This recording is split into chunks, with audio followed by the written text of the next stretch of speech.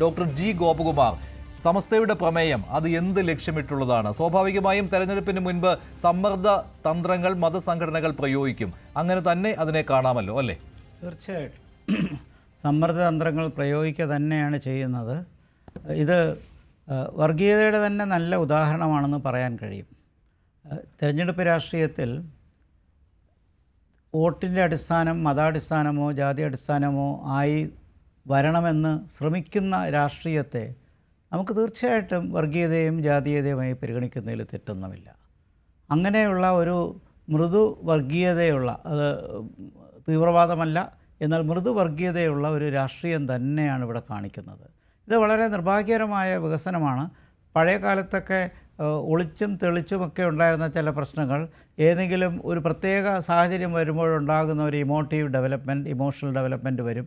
അതിന് ചൊല്ലിയുള്ള വികാസങ്ങൾ, അതുമായി ബന്ധപ്പെട്ട രാഷ്ട്രീയം, അപ്പോൾ അങ്ങനെ തുടങ്ങിയുള്ള ഒത്തിരി കാര്യങ്ങൾ. ഇപ്പോൾ ഏറ്റവും ഒടുവിൽ 2018 ശബരിമലയുമായി ബന്ധപ്പെട്ട് വന്ന സമയത്ത് വലിയ പ്രക്ഷോഭം നടന്നപ്പോഴുണ്ടായ മാറ്റങ്ങൾ. അപ്പോൾ അവിടെയൊക്കെ ഒരു ആൾക്കാർക്ക് പ്രത്യേക രീതിയിൽ പ്രതികരിക്കാനുള്ള സാഹചര്യം ഉണ്ടാക്കി കൊടുക്കുമ്പോൾ അതിനെതിരെ പൊളിറ്റിക്കൽ സിസ്റ്റത്തിൽ റിയാക്ഷൻ ഉണ്ടാകും. അതല്ല, അതിനപ്പുറം കടന്ന് ഒരർത്ഥത്തിൽ പറഞ്ഞാൽ വളരെ നാണം കെട്ട രീതിയിലാണ് മത്സരിച്ച് താലോലിക്കുന്ന വർഗീയത. ഞാനിതിനെ കോമ്പറ്റേറ്റീവ് കമ്മ്യൂണലിസം എന്ന് പറയും. മത്സരാധിഷ്ഠിതമായ വർഗീയത തന്നെയാണ്. ഇപ്പോൾ ഒരു നറേറ്റീവ് പൊതുസമൂഹത്തിൽ രൂപപ്പെട്ട് കഴിഞ്ഞുവല്ലോ. ഈ തദ്ദേശ തെരഞ്ഞെടുപ്പിന് ശേഷം, പ്രത്യേകിച്ചും ലോക്സഭാ തെരഞ്ഞെടുപ്പിന് ശേഷം അങ്ങനെ വന്നതാണ്. തദ്ദേശ തെരഞ്ഞെടുപ്പിന് ശേഷം അത് കൂടുതൽ ശക്തമാവുകയാണ്. ഇപ്പോൾ UDF ന്യൂനപക്ഷ പ്രീണനം നടത്തുന്നു. അതേസമയത്ത് LDF ഭൂരിപക്ഷ സമുദായങ്ങളുടെ വോട്ട് നേടുവാനുള്ള ശ്രമം നടത്തുന്നു. അതാണല്ലോ താങ്കൾ ഈ കോമ്പറ്റേറ്റീവ് കമ്മ്യൂണലിസം എന്ന് ഉദ്ദേശിക്കുന്നത്, അല്ലേ? തീർച്ചയായിട്ടും അത് തന്നെയാണ് ഉദ്ദേശിക്കുന്നത്. താങ്കൾ ചൂണ്ടിക്കാണിച്ച ഒരു കാര്യം, അതായത് പൊതുസമൂഹം വളരെ നിസ്സഹായനാക്കുന്ന ഒരു സാഹചര്യമാണ്. കാരണം പൊതുസമൂഹത്തിന് അവരുടേതായ സ്വതന്ത്ര അഭിപ്രായമുണ്ട്. അങ്ങനെയുള്ളൊരു പൊളിറ്റിക്കൽ സിസ്റ്റമായിട്ടാണ് കേരളത്തെ നമ്മൾ പഴയ കാലത്ത് കണ്ടിരുന്നത്. അതിൽ നിന്നൊക്കെ തെന്നിമാറി വളരെ ഓപ്പണായിട്ട്, വളരെ ഒരു മടിയുമില്ലാതെ പച്ചയ്ക്ക് വർഗീയത പറയുന്ന രീതിയിലേക്ക്, കാരണം ഒരു ഗ്രൂപ്പിനെ ആശ്വസിപ്പിക്കുമ്പോൾ ഗ്രൂപ്പ് മറുവശത്തേക്ക് പോകും. അപ്പോൾ അതിൻ്റെ അർത്ഥത്തിലുണ്ടാകുന്നൊരു ധ്രുവീകരണമല്ലേ ഇവിടെ ശ്രമിക്കുന്നത്. അപ്പോൾ അതിന് വലിയ തിരിച്ചടി ഉണ്ടാവില്ലേ? പൊതുസമൂഹം ഇതെങ്ങനെ കണ്ടുകൊണ്ടിരിക്കുമെന്നുള്ളതാണ്. പൊതുസമൂഹത്തിന് പുറത്തിറങ്ങി വന്നൊരു ജാഥ നടത്താനോ പ്രതിഷേധം പ്രകടിപ്പിക്കാനോ കഴിയില്ല. പക്ഷേ വോട്ടിൻ്റെ കാര്യം വരുമ്പോൾ തീർച്ചയായിട്ടും അവർക്ക് അവരുടേതായ ഒരു വ്യക്തിപരമായ അഭിപ്രായം ഉണ്ടാകും. ആ അഭിപ്രായം പറയുന്നത് ചിലപ്പോൾ ഈ രണ്ട് മുന്നണിയെയും വിമർശിച്ചുകൊണ്ടുള്ളതായിരിക്കാം. അപ്പോൾ ചുരുക്കത്തിൽ ഇതിൽ വല്ലാത്തൊരു വലയത്തിൽ ചെന്ന് പെട്ടിരിക്കുകയാണ് ഈ രണ്ട് പ്രധാനപ്പെട്ട മുന്നണികളും. അത് ജമാഅത്തെ ഇസ്ലാമിയുടെ പിന്തുണ UDF സ്വീകരിക്കുമെന്ന് പരസ്യമായി പറഞ്ഞത് അത് ആവശ്യമില്ലാത്ത ഒരു കാര്യമായി മാറിയില്ലേ? അതിന് പിന്നാലെ സമസ്ത പ്രമേയം പാസ്സാക്കുന്നു ജമാഅത്തെ ഇസ്ലാമിക്കെതിരെ. അത് സ്വാഭാവികമായി UDFനെ സമ്മർദ്ദത്തിലാക്കുന്നതാണ്. ചിലപ്പോൾ അത് LDFിൽ നിന്നും അങ്ങനെ ഒരു നീക്കം ഇല്ലേ സമസ്തയ്ക്ക് മേലുണ്ടായിരുന്നു എന്ന് പോലും ചിന്തിക്കേണ്ടിയിരിക്കുന്നു. കാരണം സമസ്തയിൽ തന്നെ രണ്ട് വിഭാഗങ്ങളുണ്ട്. ലീഗ് അനുകൂലികൾ, ലീഗ് വിരുദ്ധർ എന്ന് പറയുന്നു. അതിൽ ലീഗ് വിരുദ്ധർ സ്വാഭാവികമായിട്ടും LDFിനോട് അനുകൂലിച്ച് നിൽക്കുന്നവരാണ്. LDF സർക്കാരിൽ നിന്ന് അവർക്ക് ഗുണവും കിട്ടുന്നുണ്ട്. അപ്പോൾ അങ്ങനെ വരുമ്പോൾ ചിലപ്പോൾ ജമാഅത്തെ ഇസ്ലാമിക്കെതിരെ, അത് സമസ്തയുടെ പ്രഖ്യാപിത നിലപാടാണ്, ജമാഅത്തെ ഇസ്ലാമിക്കെതിരെ ഈ സമയത്ത് ഒരു പ്രമേയം പാസ്സാക്കുന്നു. അത് UDFിന് മേലൊരു സമ്മർദ്ദം. അത് കാരണം LDF നേരിട്ട് ജമാഅത്തെ ഇസ്ലാമി ബന്ധത്തിൻ്റെ പേരിൽ UDFിനെ വിമർശിക്കുമ്പോൾ അത് ഒരു മതത്തിന് നേരെയുള്ള വിമർശനമായിട്ട് വരാം.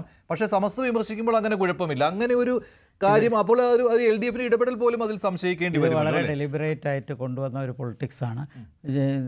ജമാഅത്തയുടെ രാഷ്ട്രീയത്തിലേക്ക് വരുത്താൻ വേണ്ടി ഇടതുപക്ഷം ശ്രമിച്ചു. ആ കെണിയിലേക്ക് UDF വീഴുന്ന ഒരു സാഹചര്യം ഉണ്ടാക്കുന്നു. പ്രത്യേകിച്ച് സതീശന് വളരെ നല്ലൊരു സെക്കുലർ ഇമേജ് ഉള്ളപ്പോൾ ഈ വർഗീയ പാർട്ടികളുടെ പിറകെ പോയി താലോലിക്കുന്ന ഒരു രാഷ്ട്രീയം കാണിക്കേണ്ട കാര്യമില്ല. അങ്ങനെ ഒരു നിലപാടിൽ വളരെ മുന്നോട്ട് പോകുമ്പോൾ നിർബന്ധമായിട്ട് ജമാഅത്തയുടെ കാര്യത്തിൽ ഒരു നിലപാടെടുക്കുന്ന രീതിയിൽ, കമ്പൽ ചെയ്യുന്ന രീതിയിൽ മറുവശത്തു നിന്ന് സമ്മർദ്ദം വന്നു, ഇടതുപക്ഷത്തിൽ നിന്ന് സമ്മർദ്ദം വന്നു.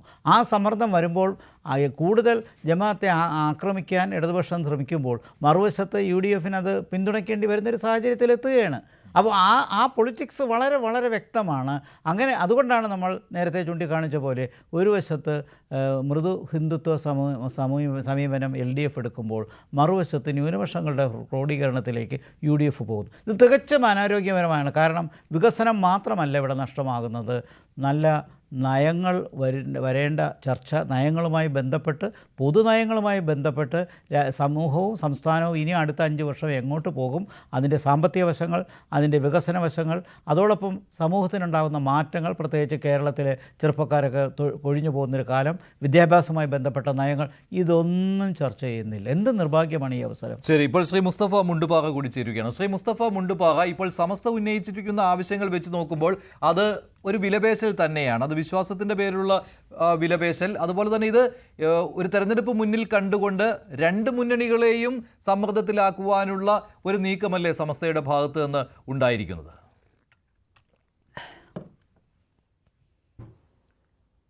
മഞ്ജുഷ, ഞാൻ തുടക്കം കേട്ടിട്ടില്ല. അതായത് സംസ്ഥയുടെ സമ്മേളനം കഴിഞ്ഞു. സമ്മേളനത്തിൽ ഒരു 21ഓളം പ്രമേയങ്ങൾ പാസ്സാക്കിയിട്ടുണ്ട്. അത് ഏതുമായി ബന്ധപ്പെട്ടുകൊണ്ടാണ് ചർച്ച എന്ന് എനിക്കറിയില്ല.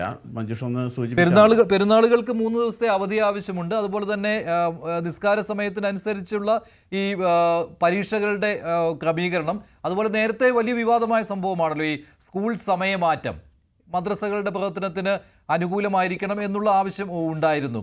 അപ്പോൾ ഇതിൽ സർക്കാർ നൽകിയ ഉറപ്പ് പാലിക്കൽ, ഇങ്ങനെയുള്ള ആവശ്യങ്ങൾ മുന്നോട്ട് വയ്ക്കുമ്പോൾ അത് സർക്കാരിനെ മാത്രമല്ല, ഇനി ചിലപ്പോൾ UDF-നാണ് ഭരണം കിട്ടുന്നത് എന്നുള്ള ഒരു മുൻധാരണയിൽ UDF-നെ കൂടി ഈ ഒരു സമ്മർദ്ദത്തിലാക്കുവാനുള്ള വിലപേശൽ എന്ന രീതിയിൽ ഈ സമയത്ത് സ്വാഭാവികമായിട്ടും തോന്നും. അതുമാത്രമല്ല, ഇവിടെ ചർച്ചയുടെ തുടക്കത്തിൽ പറഞ്ഞത് ഇവിടെ ഒരു മത്സരിച്ചുള്ള വർഗീയത, കോമ്പറ്റേറ്റീവ് കമ്മ്യൂണലിസം എന്നാണ്. അതിപ്പോൾ തന്നെ അങ്ങനെ സമൂഹത്തിലായി കഴിഞ്ഞു.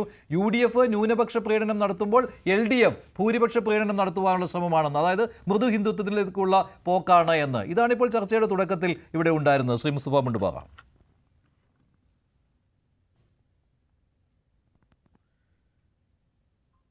കമ്മ്യൂണലായിട്ടുള്ള ഒരു പോളറൈസേഷനിലേക്ക് കാര്യങ്ങൾ പോകാൻ പാടില്ല. പ്രത്യേകിച്ച് കേരളത്തിൻ്റെ പാരമ്പര്യം എന്ന് പറയുന്നത് പരസ്പരം സ്നേഹവും സഹകരണവും ഒക്കെ കൈമാറിക്കൊണ്ട് മുന്നോട്ട് പോയ പാരമ്പര്യമാണ്. മറ്റേതൊരു പ്രദേശം പോലെയല്ല കേരളം. അപ്പം അതുകൊണ്ട് തന്നെ ഇങ്ങനെ വർഗീയമായ ചിത്രീകരണത്തിലേക്ക് അല്ലെങ്കിൽ അത്തരമുള്ള ആരോപണ പ്രത്യാരോപണങ്ങളിലേക്ക് കാര്യങ്ങൾ പോകുന്നത് അപകടകരമാണ്. കേരളം സമീപകാലത്തായി ഈ ഒരു തലത്തിലേക്ക് നീങ്ങുന്നുണ്ടോ എന്ന് സംശയിക്കേണ്ടിയിരിക്കുന്നു. ഇവിടെ BJP സംഘപരിവാർ ശക്തികൾ ഇവിടെ അധികാരത്തിന് വേണ്ടി നടത്തുന്ന ശ്രമമാണ്. അതോടൊപ്പം തന്നെ മുസ്ലിം വിഭാഗത്തിൽ നിന്നുകൊണ്ട് ജമാഅത്തെ ഇസ്ലാമി ഉൾപ്പെടെയുള്ള സംഘടനകൾ നടത്തുന്ന സമീപനം, ഇത് രണ്ടും അപകടമാണ്. ഇതിനോട് നമുക്ക് ഒരിക്കലും യോജിക്കാൻ കഴിയില്ല. പിന്നെ മഞ്ജുഷ ഇവിടെ സൂചിപ്പിച്ചു, അതായത് സമസ്തയുടെ സമ്മേളനം നടന്നപ്പോൾ ഒരു 21ഓളം പ്രധാനപ്പെട്ട പ്രമേയങ്ങൾ പാസ്സാക്കിയിട്ടുണ്ട്. സമ്മേളനത്തിൽ സർക്കാരിൻ്റെ ശ്രദ്ധയിൽ കൊണ്ടുവരേണ്ടതും സമുദായത്തിൻ്റെ ശ്രദ്ധയിൽ കൊണ്ടുവരേണ്ടതുമായ പൊതുവായ വിഷയങ്ങൾ ഉൾപ്പെടെയുള്ള 21 വളരെ പ്രധാനപ്പെട്ട പ്രമേയങ്ങളാണ് പാസ്സാക്കിയത്. ആ പ്രമേയങ്ങളിൽപ്പെട്ട ഒരു പ്രമേയമാണ് ഇവിടെ പരാമർശിക്കപ്പെട്ടത്. അതായത് പെരുന്നാളുകൾക്ക് 3 ദിവസം അവധി വേണം. ഈ ആവശ്യത്തിന് കേരളത്തോളം പഴക്കമുണ്ട് എന്ന് തന്നെ പറയാം. 3 ദിവസം പെരുന്നാളിന് അവധി അനുവദിക്കണമെന്നത് പലപ്പോഴും 1 ദിവസമാണ് ലഭിക്കാറുള്ളത്. അപ്പോൾ പ്രത്യേകിച്ച് സർക്കാർ ജീവനക്കാർ, അതുപോലെ തന്നെ ദൂരദേശങ്ങളിൽ പഠിക്കാൻ പോകുന്ന വിദ്യാർത്ഥികൾ. കൂടുതൽ വാർത്തകൾക്ക് News 18 Keralam YouTube channel subscribe ചെയ്യുക.